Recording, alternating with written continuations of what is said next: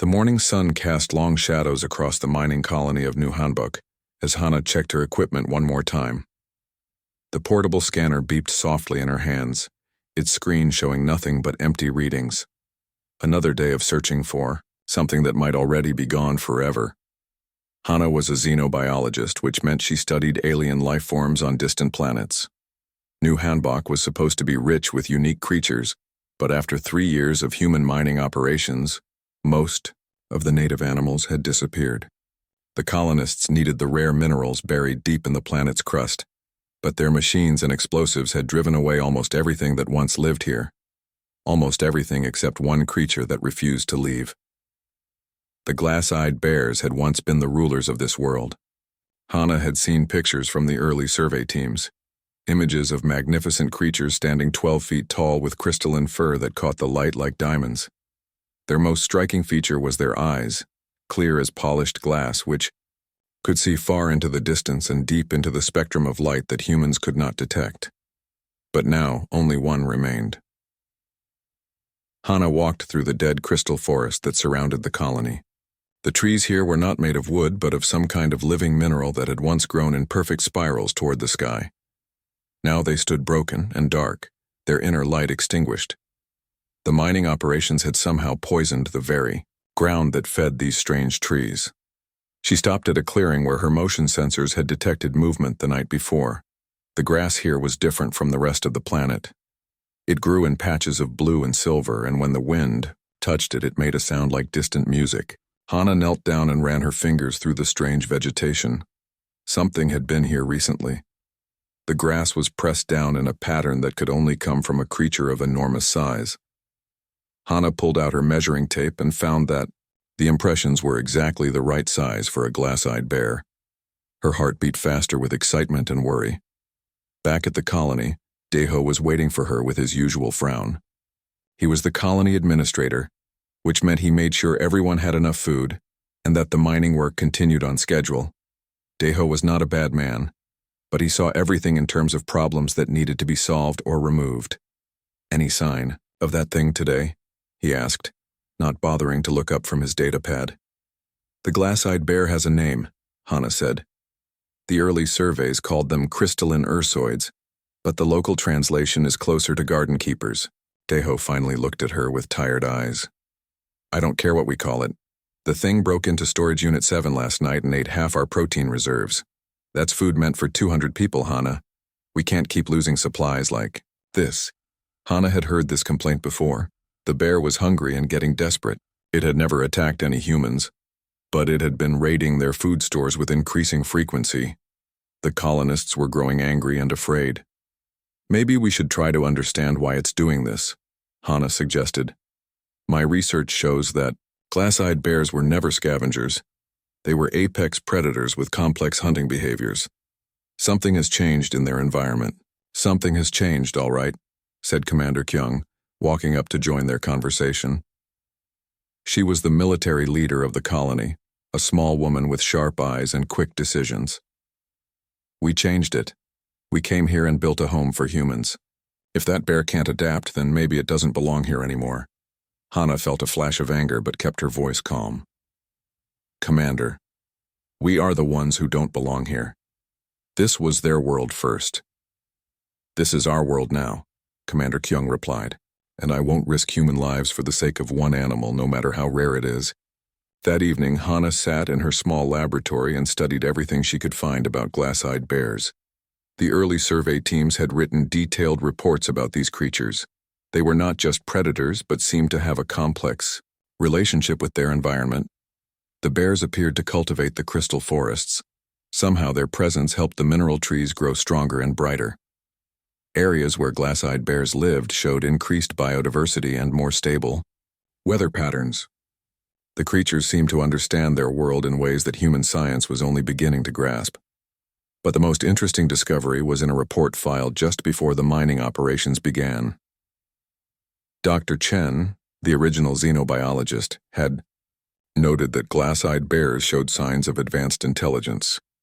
They could solve complex problems, used tools made from crystal formations, and appeared to communicate through patterns of light created by their transparent organs. The report also mentioned something that made Hana's heart race. Glass-eyed. Bears were not just intelligent, they were empathic. They formed emotional bonds not only with their own kind, but with any creature that showed them kindness. Dr. Chen had observed bears caring for injured animals from completely different species. Next morning, Hana made a decision that would change everything. Instead of just studying the last glass-eyed bear, she was going to help it. She loaded her backpack with high-protein food concentrates and vitamin supplements designed for large mammals. If the bear was raiding their stores because it was hungry, then maybe feeding it properly would solve everyone's problems. The walk to the crystal forest felt different this time. Hana moved quietly and kept her scanner on passive mode. She didn't want to frighten the creature before she had a chance. To help it, she found the bear in a small valley between two hills of broken crystal trees. Even from a distance, Hana could see that the magnificent creature from the old photos was now a shadow of its former self. Its crystalline fur was dull and cracked in places. Its massive frame looked thin and tired. The glass-eyed bear was lying on its side, and for a moment Hana feared it might be dying. But as she approached, those famous crystal-clear eyes turned toward her. There was intelligence in that gaze and something else that made Hana's breath catch in her throat. The bear was not just looking at her. It was studying her, trying to understand who she was and why she had come. Hana slowly took the food from her backpack and placed it on the ground between them. Then she backed away and sat down on a fallen crystal log to wait. The bear watched her for a long time before it moved. When it finally stood up, Hana was amazed by its size and grace. Even weakened by hunger, the creature moved like flowing water, silent and smooth. It approached the food carefully, never taking its eyes off Hana. When it began to eat, Hana saw something that made her smile. The bear's crystal organs began to glow softly, a sign that its body was processing the nutrients it desperately needed. For the first time in months, the last glass-eyed bear on this world was getting a proper meal. As Hana watched the creature eat, she realized she was witnessing something historic. She was probably the first human to peacefully share space with a glass-eyed bear. She was also possibly feeding the last member of an entire species. The responsibility of that moment settled on her shoulders like a heavy blanket. Whatever happened next, she would not let this magnificent creature die alone and hungry in a world that humans had broken. She would find a way to save it, even if it meant going against her own colony's wishes. 3 weeks had passed since Hana first fed the glass-eyed bear. Every morning she made the same journey to the Crystal Valley with food and water. What started as a simple act of kindness had become something much more important. The bear no longer ran away when she approached. Instead, it would lift its massive head and watch her with those clear, intelligent eyes. Sometimes Hana felt like the creature was trying to tell her something, but she could not understand what it meant. She had started calling the bear Baram, which meant wind in Korean. The name felt right because despite its enormous size, the bear moved as quietly as a gentle breeze through the broken crystal forest. Minsu found out about her secret feeding sessions on a Tuesday morning. He was Hana's research assistant, a young man who had volunteered for the colony mission to study alien plant life. He had followed her because he was worried about her safety. "You have been coming here every day for weeks," Minsu said, stepping out from behind a cluster of dead crystal trees. "I thought you might be in danger." Hana's heart jumped with surprise, but Baram did not seem bothered by the newcomer. The bear continued eating the protein blocks she had brought, occasionally glancing at Minsu with calm curiosity. "You cannot tell anyone about this," Hana said quickly. "Commander Kyung would stop me and Deho would probably try to have Baram killed." Minsu stared at the massive creature with wide eyes. "It is so much bigger than I imagined. And those eyes really do look like glass." As if responding to the comment, Baram turned its full attention to Minsu. The bear's crystal organs began to glow softly, creating patterns of light that moved through its transparent body like slow lightning. "What is it doing?" Minsu whispered. Hana had been wondering the same thing for weeks. "I think it is trying to communicate with us. Watch the patterns in its body. They change depending on what it is looking at or how it feels. They spent the next hour observing Bahram's behavior. The bear seemed to understand that they were studying it and began to display different light patterns. When it looked at the dead crystal trees, the lights in its body turned dim and blue. When it looked at Hana and Minsu, the lights became brighter and more golden. "It knows we are different from its own kind," Minsu said with amazement, "but it is not afraid of us." "No," Hana agreed. "I think it trusts us now." Over the following days, Minsu joined Hana on her daily visits to feed Bahram. They began to understand more about the bear's intelligence and behavior. The creature could solve simple problems like figuring out how to open the sealed containers that held its food. It also showed them something that neither human had expected. Bahram began arranging small crystal fragments in patterns around the valley. At first, Hana thought the bear was just playing, but soon she realized the arrangements were too complex to be random. The creature was creating something like artwork or maybe even a form of written language. "Look at this," Minsu said, one morning pointing to a new crystal formation. "It made this pattern after we talked about the weather yesterday. See how the crystals are arranged in a spiral? That looks like the storm clouds we saw." Hana studied the arrangement carefully. Minsu was right. The bear had somehow understood their conversation and created a crystal representation of the storm they had discussed. "Bahram is not just intelligent," she said slowly. "It is trying to learn our language."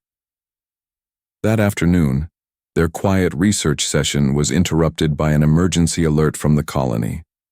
A massive storm was approaching New Hanbok, and all personnel were ordered to return immediately. Hana and Minsu packed their equipment quickly, but as they prepared to leave, Bahram did something unexpected. The bear stood up and began walking toward the colony, moving faster than they had ever seen it move before. "Where is it going?" Minsu asked, running to keep up with the bear's long strides. "I think it is following us," Hana replied, though she could not understand why. The storm hit New Hanbok with terrible force. The colony's energy shields flickered and sparked as hurricane-force winds battered the settlement. Rain fell in sheets so thick that the colonists could barely see beyond their windows. Then the real danger began. The storm was lifting pieces of the broken crystal forest and hurling them through the air like massive spears. The colony's defensive systems were not designed to handle debris this large and sharp. A chunk of crystal tree the size of a truck came spinning through the air, heading straight for the main residential building where most of the colonists lived with their families. That was when Bahram appeared. The massive bear threw itself between the deadly crystal spear and the building. The impact sent Bahram sliding backward, but the creature absorbed the blow and prevented the debris from smashing through the colony's walls. More crystal fragments followed, and each time, Bahram positioned itself to block the most dangerous pieces. The bear's crystalline body could withstand impacts that would have destroyed human-built structures. Commander Kyung watched from the command center with amazement and confusion. "Why is that thing protecting us?" she asked. Hana had been wondering the same thing, but now she thought she understood. Glass-eyed bears form bonds with creatures that show them kindness. Bahram is not just protecting the colony, it is protecting its new family. The storm lasted 6 hours. When it finally passed, Bahram was covered in scratches and small cuts from the flying debris, but the creature had not abandoned its post. It had stayed between the storm and the humans until the danger was over. The colonists emerged from their shelters to find the bear lying exhausted near the main gate. For the first time, many of them saw the creature not as a threat, but as something that had risked its life to save theirs. Daeho approached Hana with a puzzled expression. "I do not understand what happened here. That bear should have run away from the storm, not toward it." "Glass-eyed bears do not think like other animals," Hana explained. "They are not just intelligent. They are capable of love and loyalty. Bahram protected us because it considers us part of its family now." That evening, the colony council held an emergency meeting to discuss what had happened. Some colonists still wanted Bahram removed from the area, but others argued that the creature had earned the right to stay. "It saved our lives," said Yuna, a mother whose 3 children lived in the building Bahram had protected. How can we talk about getting rid of it after what it did for us? Commander Keong listened to the debate with a thoughtful expression. The bear's actions today were unexpected, but we still need to be careful. We do not fully understand what we are dealing with. Hana stood up to address the council. Then let me continue studying Baram. Let me learn more about its species and what they need to survive. We might discover that glass-eyed bears are not just intelligent creatures.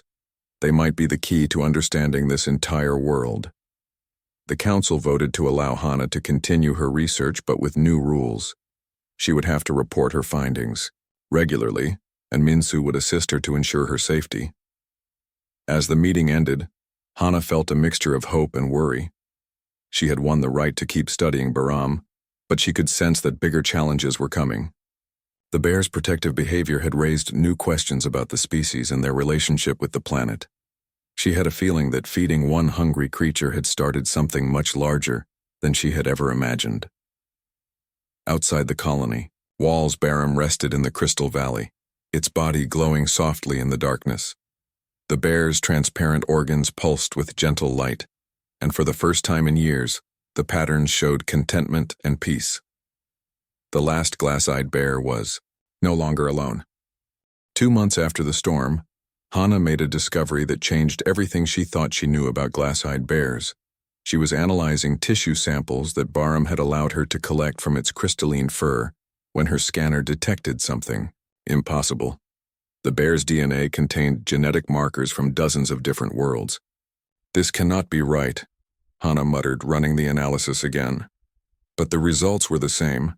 Baram's genetic code was like a library containing information from plants and animals that had never existed on this planet. Minsu looked over her shoulder at the scanner display. What does this mean? It means glass-eyed bears are not native to this world, Hana said slowly. They came from somewhere else. But how is that possible? She spent the next week diving deeper into her research. The more she learned, the more amazing the truth became. Glass-eyed bears were not just intelligent animals. They were living computers designed to transform hostile worlds into places where life could flourish. Each bear carried within its crystal organs the genetic memory of thousands of different species. They could analyze the environment of any planet and determine exactly what changes were needed to make it habitable. Then they would use their unique biology to make those changes happen. They are terraformers, Hana explained to Minsu as they sat in the Crystal Valley watching Baram arrange small stones in complex patterns. Their entire species was created to heal damaged worlds and create new homes for life. But created by whom? Minsu asked. That question led Hana to her most shocking discovery. In the oldest data files from the original survey team, she found references to ancient ruins on the far side of the planet. The ruins contained writing in a language that no human could read. But when Hana showed the symbols to Baram, the bear's eyes began to glow with recognition.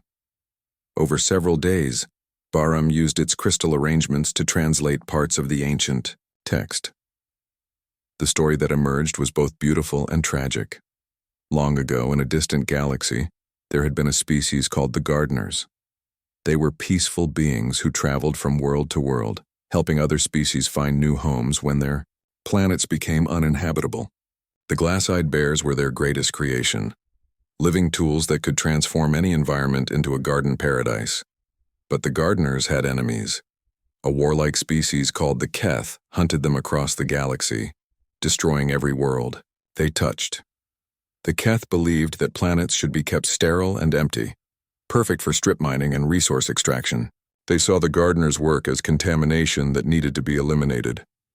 The final war between the gardeners and the Keth lasted for centuries. In the end, the gardeners were defeated, but not before they managed to scatter their glass-eyed bears across the galaxy. Each bear carried the genetic memories of the gardeners' civilization, preserving their knowledge for future generations. Baram was not just the last of its kind on this world. It was one of the last surviving repositories of an entire galactic civilization. No wonder the crystal forests were dying, Hana said as she processed this information. Without Baram's help, the ecosystem could not maintain itself. The bears, were not just living here. They were actively keeping this world alive. Dr. Sujin, the colony's chief scientist, was skeptical when Hana first presented her findings. "You are suggesting that this animal is some kind of alien artifact?" she asked during a meeting of the research team. "Not an artifact," Hana corrected. "A refugee. Baram's species has been running from their enemies for thousands of years. This planet was supposed to be a safe haven for the last survivors." "Then where are the others?" Dr. Sujin asked. "If this world was meant to be a refuge, why is there only one bear left?" The answer to that question came from space 3 days later. Hana was in the Crystal Valley with Baram when every piece of electronic equipment in the colony started screaming with alarm signals. She grabbed her communicator and heard Commander Kyung's voice crackling through the static. "All personnel return to base immediately. We have incoming spacecraft. Unknown vessels approaching from the outer system." Hana looked at Baram and saw something she had never seen before. The bear's crystal organs were flashing with rapid pulses of red light, and its eyes had gone completely dark. The creature was terrified. "Baram, what is wrong?" she asked, but the bear was already moving, pressing itself against the ground as if trying to hide. The spacecraft that appeared in New Hanbok's sky were unlike anything in human technology. They were dark, angular vessels that seemed to absorb light rather than reflect it. They moved with mechanical precision, taking positions around the planet like pieces on a chessboard. Commander Kyung's voice came over the colony's communication system. "We are receiving a transmission from the lead vessel. They are demanding to speak with our leadership immediately." In the colony's main conference room, the alien transmission played on the large screen. The being that appeared was tall and insect-like, with multiple arms and compound eyes that reflected no warmth or emotion. "Humans of New Hanbok Colony," the alien said in perfect English. "We are the Keth Empire. We have detected the presence of a glass-eyed bear on your world.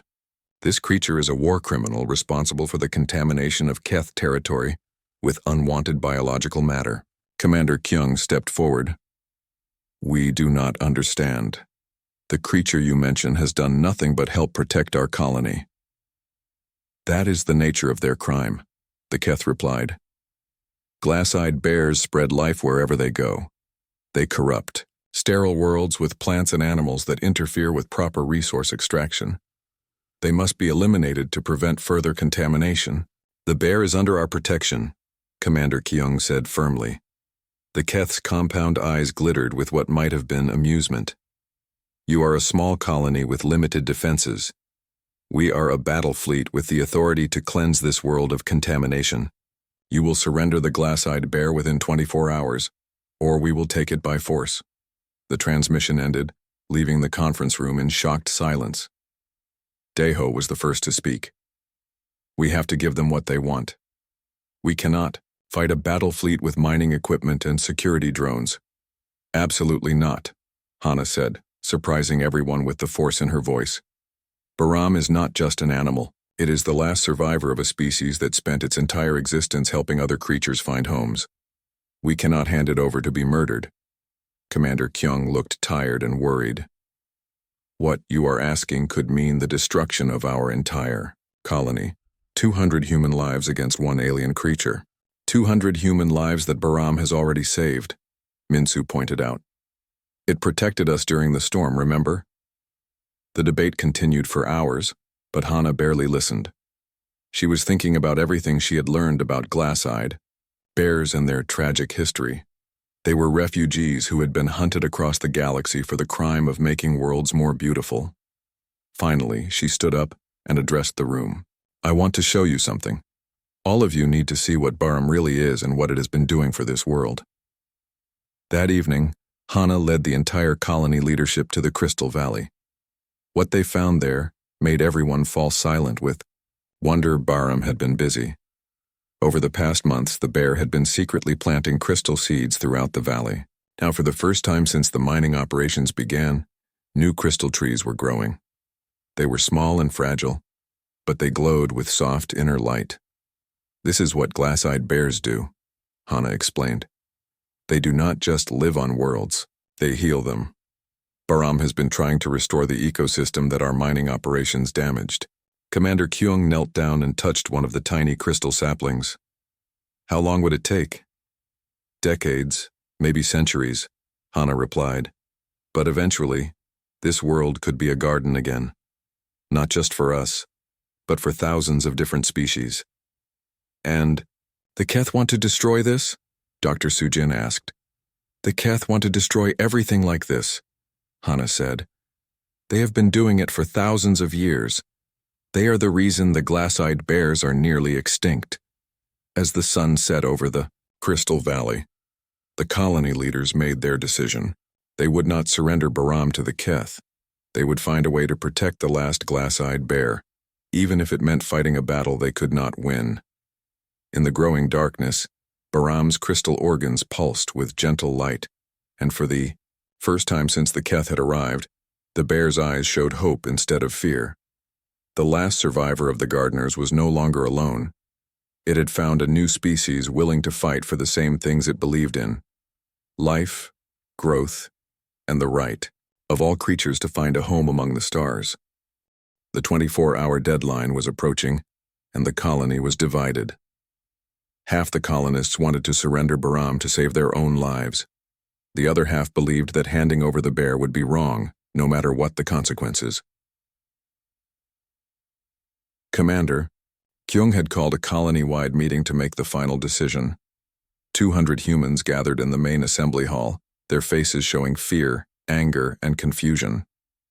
Outside, the Keth battle fleet waited in orbit like dark storm clouds. We need to think about our families, said Mrs. Park, an older woman whose son worked in the mines. My boy has his whole life ahead of him. I will not see him die for the sake of one animal. That animal saved our children during the storm, replied Yuna firmly. Her 3 kids sat beside her, listening to every word. Baram risked its life. To protect us. How can we abandon it now? Jihoon stood up from the back of the room. He was a former soldier who had served in Earth's military before joining the colony mission. I have fought against bullies before, he said in a quiet voice that somehow carried to every corner of the hall. The Keth are bullies. They use fear and violence to get what they want. If we give in to them now, what will they demand next? Daeho shook his head. This is not about courage or cowardice, this is about survival.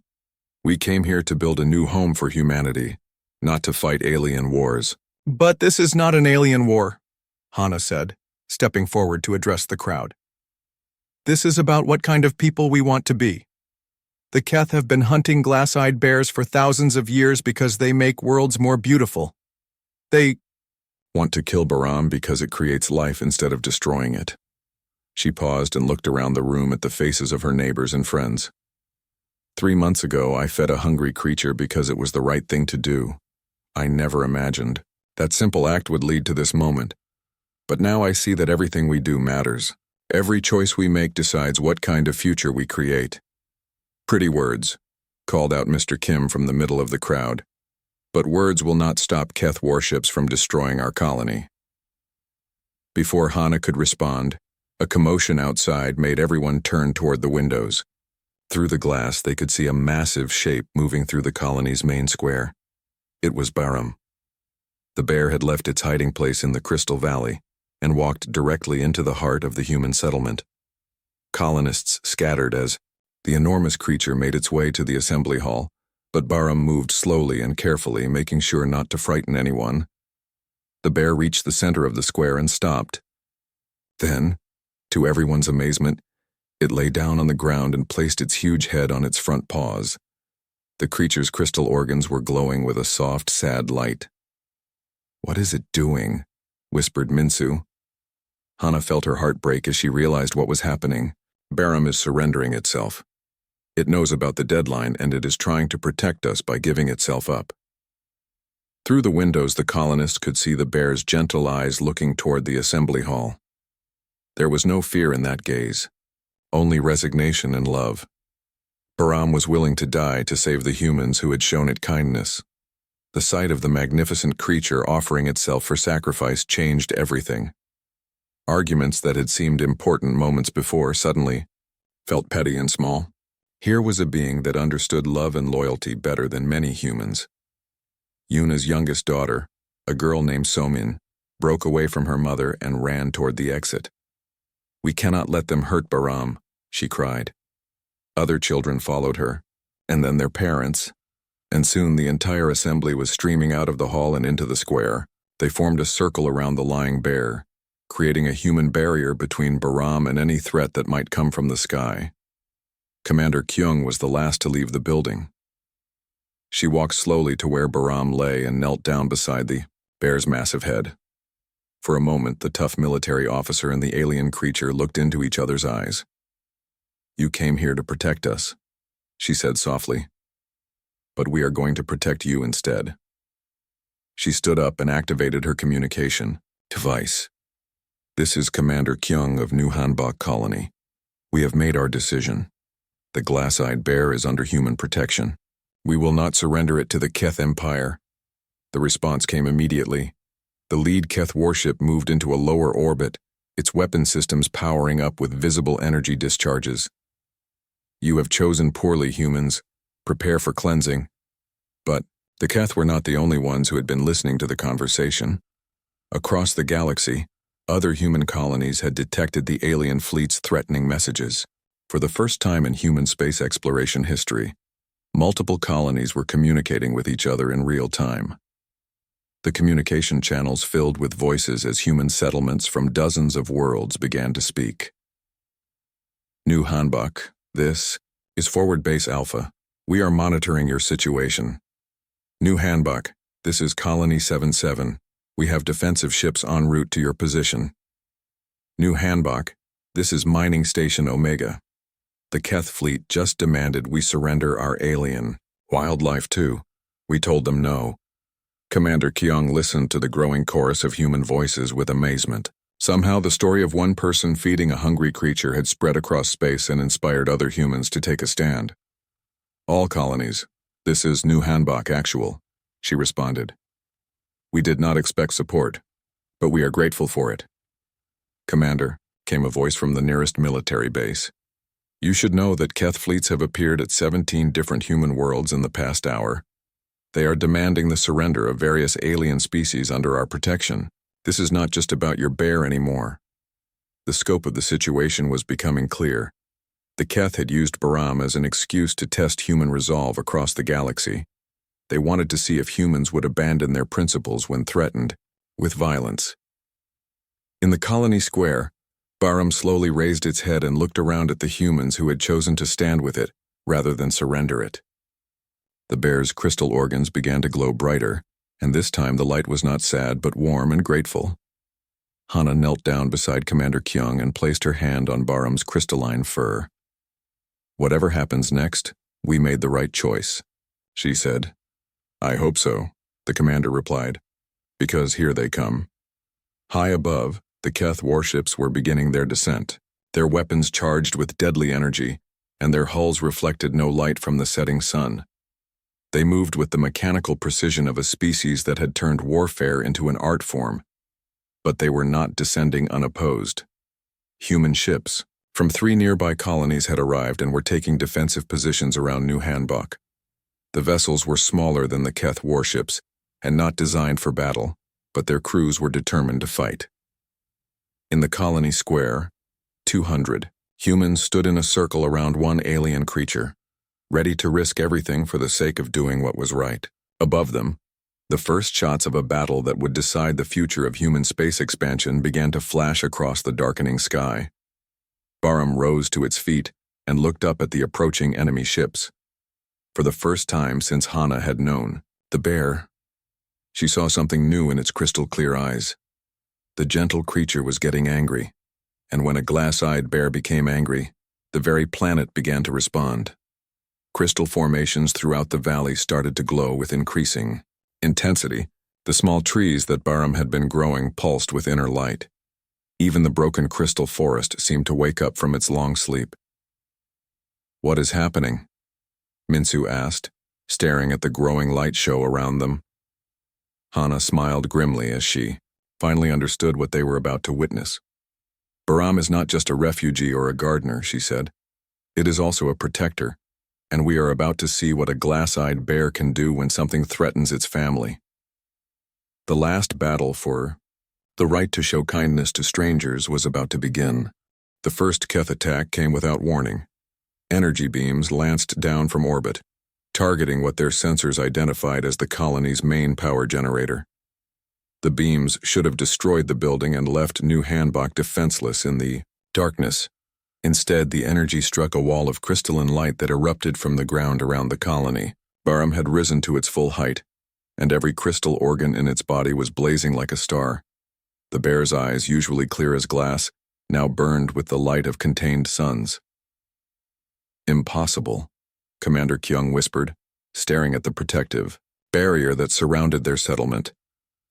Hana watched in awe as Barham began to change. This was not the gentle creature she had been feeding for months. This was a glass-eyed bear in its true form, awakened to defend what it loved.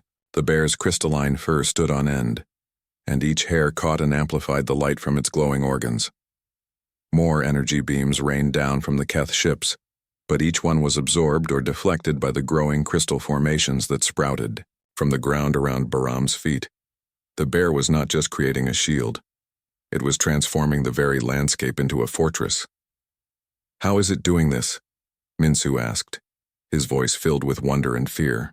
"Terraforming," Hana replied, finally understanding the true power of the glass-eyed bears. Barham is not just changing the environment to make it livable.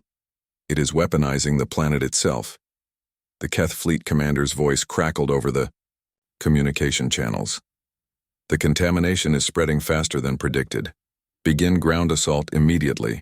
Destroy the glass-eyed bear before it can complete its defensive modifications." Keth dropships began launching from the orbiting warships. Each vessel carried dozens of heavily armed soldiers, equipped with weapons designed specifically for hunting. Glass-eyed bears. They had done this before on other worlds, and they expected this battle to follow the same pattern as all the others. They were wrong. As the first dropship entered the atmosphere, Barham let out a sound that no human had ever heard before. It was not quite a roar and not quite a song, but something that seemed to vibrate through the ground and air and even through space itself. The sound carried frequencies that human ears could not detect, but every piece of crystal on the planet responded to it. The broken crystal forest that had been dead for years suddenly blazed with renewed life. Ancient trees that had stood dark and silent began to sing with harmonic frequencies that disrupted Keth navigation systems. The first wave of dropships found themselves flying blind, their instruments overwhelmed by crystal interference. Several ships crashed into the newly awakened forest.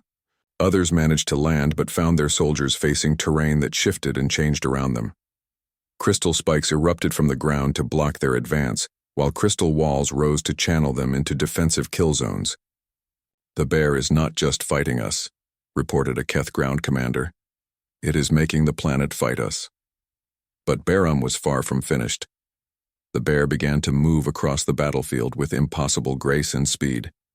Despite its enormous size, it flowed like liquid light between the Keth positions, striking with precision that seemed to anticipate their every move. Where Barham's claws touched the ground, new crystal formations bloomed. These were not the gentle garden crystals that had been growing in the valley. These were weapons of Livingstone that could slice through Keith armor and disrupt their energy shields. Deho watched from the colony's command center as Barham single-handedly held off an entire invasion force. "This is not the same creature. That was stealing our food supplies," he said in amazement. "No," Hana agreed. "This is what glass-eyed bears were created to be. Gardeners and guardians both. They make worlds beautiful, but they also protect what they create." The battle was unlike anything in recorded military history. On one side were the Keth, a species that had perfected the art of planetary destruction over thousands of years. On the other side was a single glass-eyed bear that was literally reshaping reality with every step it took. But the most remarkable thing was not Barham's power. It was the bear's restraint. Despite its rage, Barham never struck to kill unless absolutely necessary. Keth soldiers who were wounded found themselves trapped but not murdered, caught in crystal cages that held them safely until the battle was over. The bear's anger was focused entirely on stopping the invasion, not on revenge. Look at that, Jihoon said, pointing to a group of Keth soldiers who had been surrounded by crystal walls.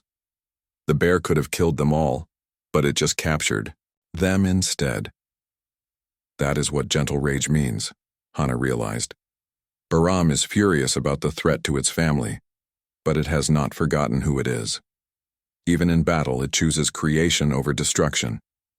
The tide of battle began to turn when other glass-eyed bears started responding to Baram's call.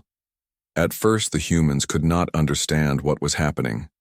Crystal formations across the galaxy began to pulse with the same harmonic frequency that Baram was generating. Then they realized the truth. There were other glass-eyed bears scattered across human space, hidden on remote worlds and forgotten moons. They had been sleeping, waiting for a signal that it was safe to reveal themselves. Baram's song was that signal. One by one, the hidden bears began to wake up and sing back. Their combined voices created a network of crystal communication that spanned the galaxy. For the first time in centuries, the scattered survivors of the Gardener civilization were talking to each other, and they were all saying the same thing. The humans had chosen to protect them. The Keith Fleet Commander received reports of glass-eyed bear activity on 17 different worlds.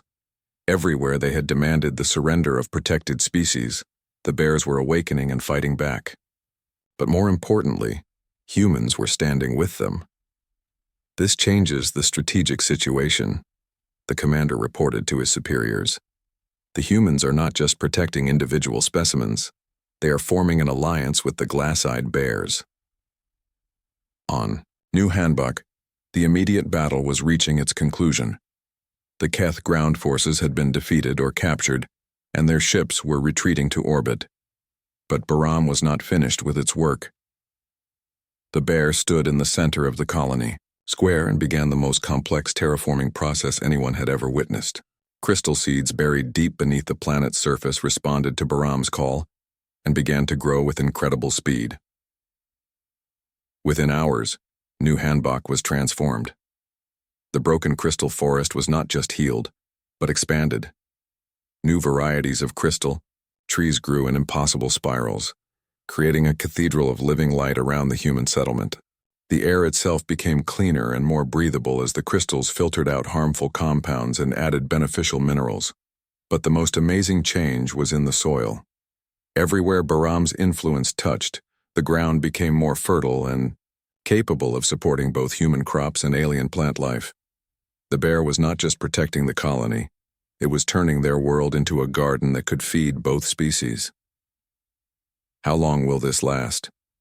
Commander Kyung asked as she surveyed the transformed landscape. Forever, Hana replied. Crystal formations like these are self-sustaining. They will continue to grow and improve the environment for thousands of years. As the sun set on the first day after the battle, the Keth fleet made its final transmission. You have made a powerful enemy today, humans. This will not be forgotten. Neither will this, Commander Kyung replied, gesturing to the crystal paradise growing around them. You showed us what you stand for, destruction and emptiness. We showed you what we stand for, life and growth and the courage to protect those who cannot protect themselves. The Keth ships departed, but their threat remained. Other battles would be fought on other worlds as humanity and the glass-eyed bears learned to work together against their common enemy.